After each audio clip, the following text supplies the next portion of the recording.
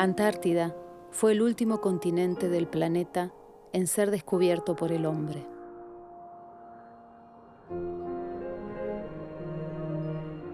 Desde la Edad Antigua suponían su existencia. Antiguos cartógrafos la dibujaban en los primeros mapas del mundo, pero permaneció desconocida e inexplorada hasta hace tan solo 200 años. El clima extremo y su ubicación determinó que sea casi inalcanzable para cualquier explorador.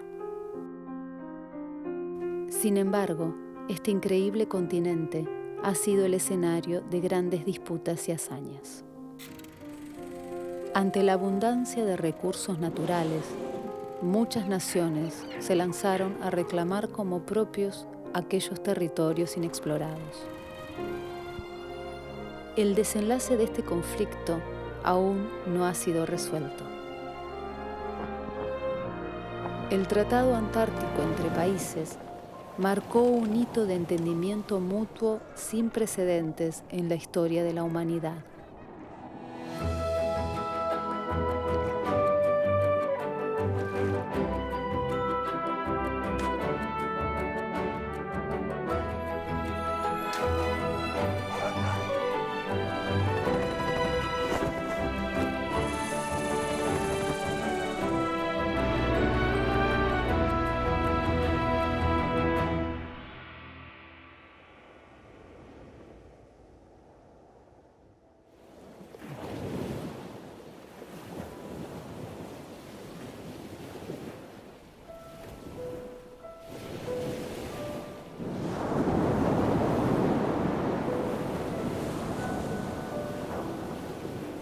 Hacia finales del siglo XVIII, las principales potencias marítimas europeas dominaban los mares del mundo.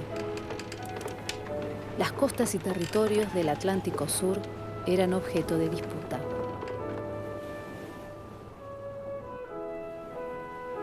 Dominar las rutas de navegación para acceder a nuevos recursos naturales era el principal objetivo.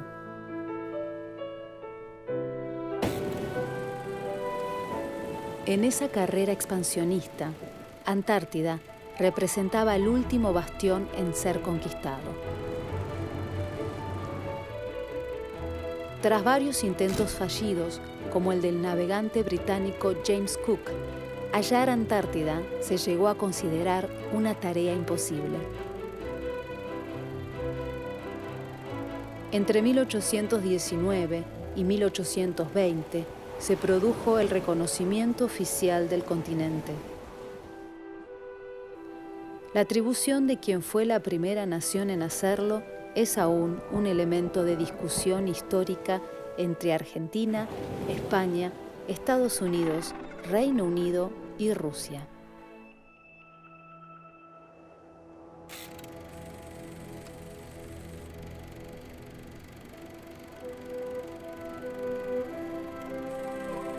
Durante las primeras décadas del siglo XIX, la exploración antártica fue protagonizada principalmente por foqueros.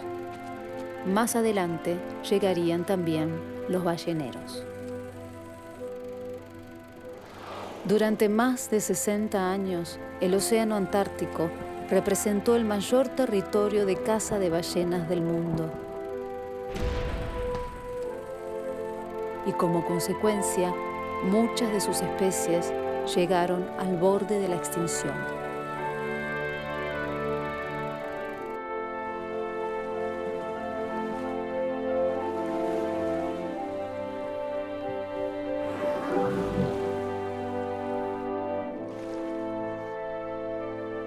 Alcanzar el polo sur geográfico se convirtió en una carrera entre renombrados exploradores y las naciones que los patrocinaban.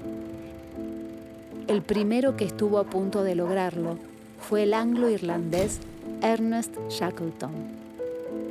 Unos años después, más precisamente en 1911, el noruego Roald Amundsen alcanzó el objetivo y venció por apenas unos días de diferencia a la expedición del británico Robert Scott, quien trágicamente murió junto a sus compañeros durante el regreso al campamento base.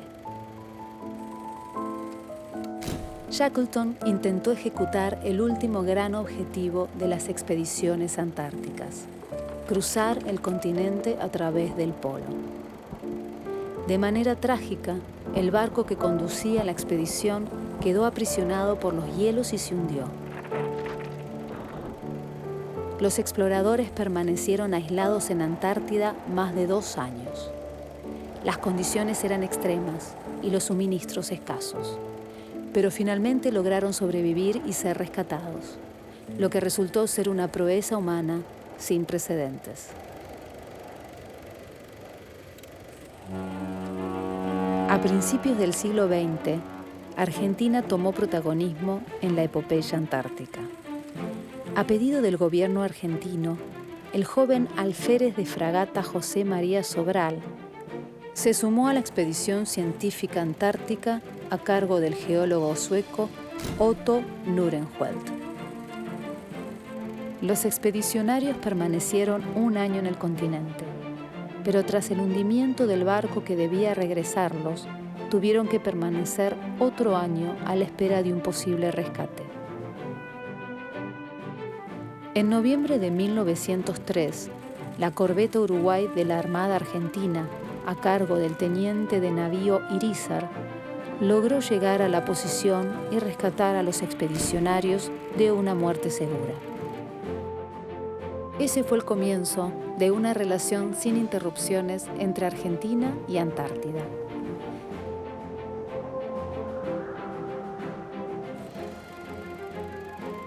Este vínculo se terminó de consolidar en el año 1904, cuando el Estado argentino compró la pequeña estación meteorológica del doctor escocés William Bruce en la isla Lorry de Orcadas del Sur.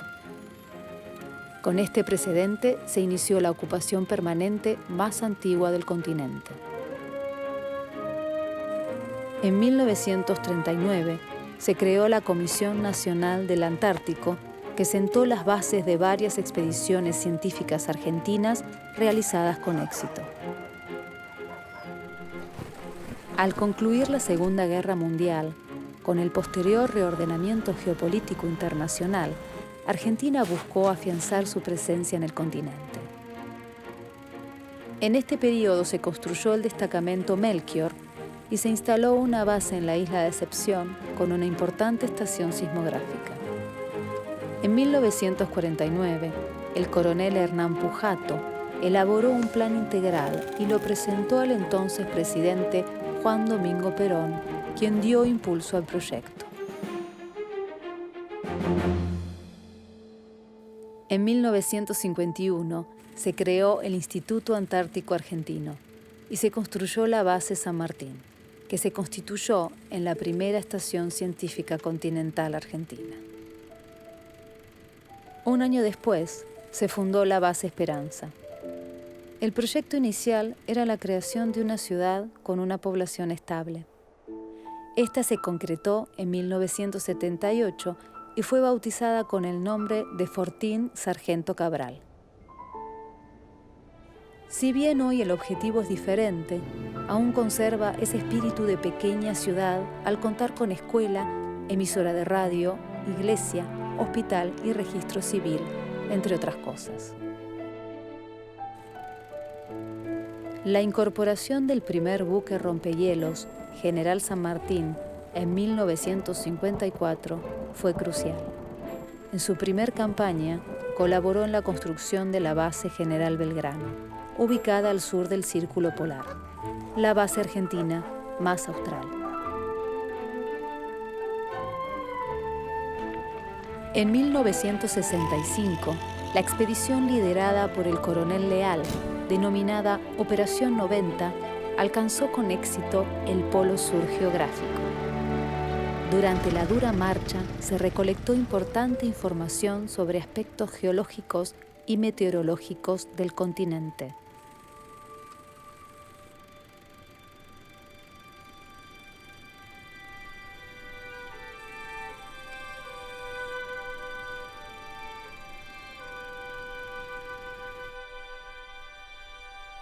A mediados del siglo XX, la disputa por el territorio antártico alcanzó su punto más crítico.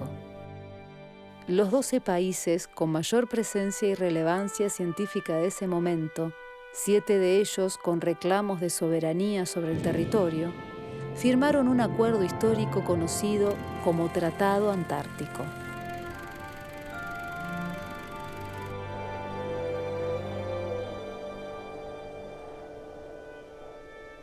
El acuerdo congela temporalmente las demandas de soberanía, pero no representa una renuncia a los derechos o fundamentos de esos reclamos sobre Antártida. Prohíbe cualquier despliegue bélico y comercial en toda la región. Promueve en su lugar la cooperación, la paz y la ciencia.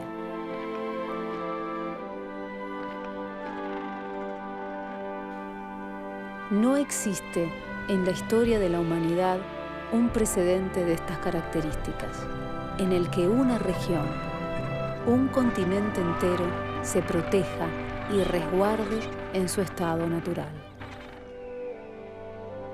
Una verdadera utopía humana que logró transformarse en realidad.